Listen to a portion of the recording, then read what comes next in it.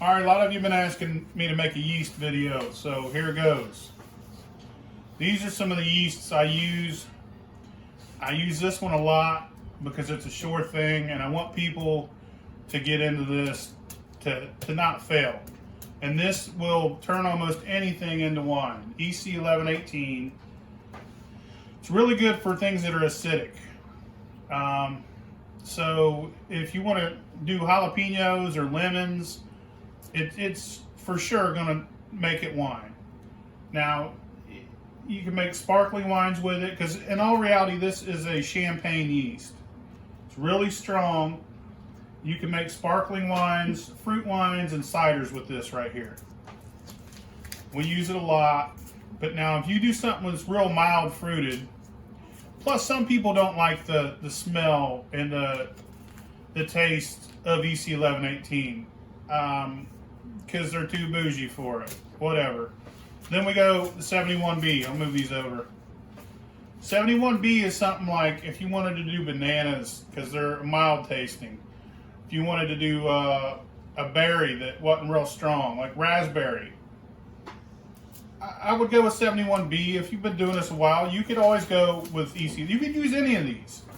You could use any one of these. It's just this is super strong. And, you know, if you're going to use this, make sure it goes a full amount of time, or else you're going to end up with some carbonation in your drink. Cold crashing is something good to do. I'll explain that in a minute.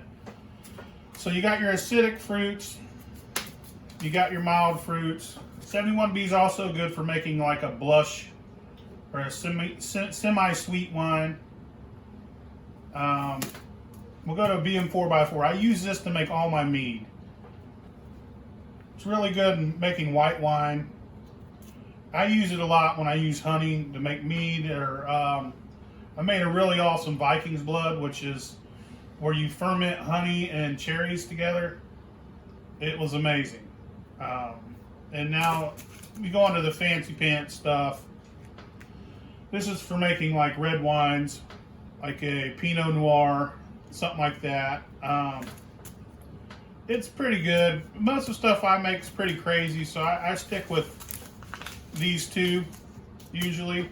And another thing about 71B is it has, like, if you use spring water, it has a real soft mouthfeel to it. I know I'm starting to sound like a dork, but it really does. Another wine we use is the Deity Dry Active Distiller's Yeast. We use this when making liquor and things like that. This is really strong. Now, I've never used this to make wine, but I got a guy I've been talking to. He makes wine too, and he says he gets a wine that's up to 30-something% alcohol without distilling it. He uses this. He uses a bunch of tropical fruits, and he uses, I think he mixes a turbo yeast with it.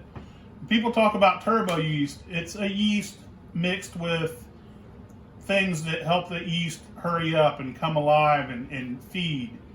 You might want to look that up. There's if you type in any one of these and do a wiki, it will tell you all about them. But I'm going to try that, because if you could get 30% without distilling, that's might as well be liquor.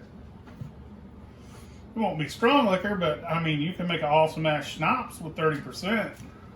Now there's other things like cold crashing. If you cold crash, it's basically making the yeast go to sleep and sink to the bottom, along with all the solids in the wine. When you do that, it's a good way to get by without having to use something like potassium sorbate, which potassium sorbate is something you add to make your yeast sterile. It won't stop an active fermentation, but it's good to use if you want to re-sweeten your wine. That way, when you put the new sugar in, it stays in there, and the yeast don't further feed on it. You don't end up with a layer of crap on the bottom of your bottle. So that's just the basics. If you have any questions, feel free to leave it in the comments. I'll try and answer the best I can, but you got the internet. You can look up any yeast and look up what it's about. I use Lalvin. I haven't really used much else.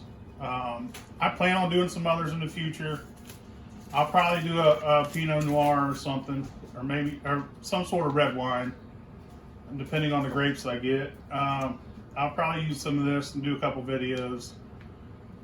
Borgoven RC 212. That's how I pronounce it. If I'm wrong, I don't give a fuck. Fuck your mama, bitch!